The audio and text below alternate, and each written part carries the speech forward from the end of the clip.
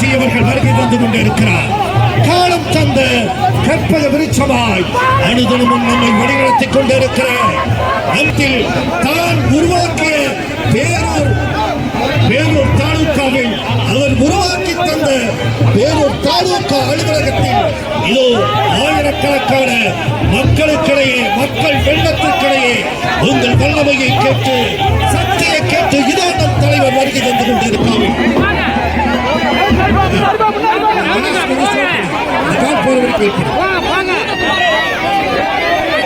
இந்த காருக்கு வழிவிடுங்க, இந்த கார் திரும்பி போறதுக்கு வழிவிடுங்க.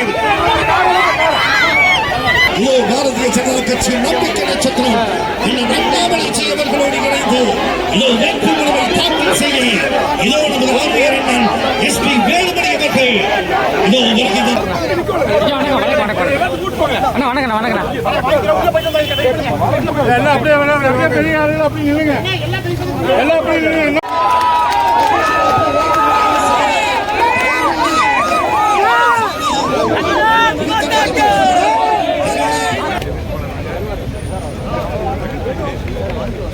இந்த நிகழ்ச்சிக்கு முன்னாள் மாநில தலைவர், மக்களின் அன்பை பெற்ற அருமை சகோதரர் அண்ணாமலை அவர்கள் இங்கே வந்து கலந்து கொண்டார்கள்.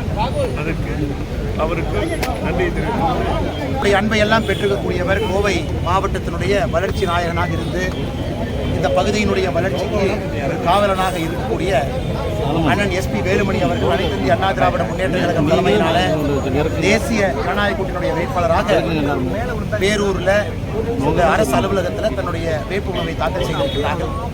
நீங்கள் பார்த்தீங்க, எத்தனை ஆயிரம் மக்கள் இங்கே வந்திருந்தார்கள். எல்லோரும் இவருடைய அன்பை பெற்றவர்கள். ஏதோ ஒரு வகையில் தொகுதியில் அவர் செஞ்ச நல்ல பணியில் பயன்பெற்றவர்கள். இந்த கூட்டமே ஒரு சாட்சி. ஒரு மிகப்பெரிய வாக்கு வித்தியாசம். நண்பர்கள் நீங்கள் கேட்கும்போது தொண்டர்கள் சொன்னாங்க 1 லட்சம் வாக்கு வித்தியாசம் சொன்னாங்க. அதை விட பெரிய வாக்கு வித்தியாசத்தில் அவர் ஜெயிச்சு வரணும். காரணம், மறுபடியும் நம்முடைய அண்ணன் எடப்பாடி பழனிசாமி அவர்கள் முதலமைச்சராக பொறுப்பேற்ற பிறகு, அண்ணன் எஸ்பி வேலுமணி அவர்கள் உயரிய பொறுப்பில் அமர்ந்த பிறகு கோயம்புத்தூருடைய வளர்ச்சி பணிகள்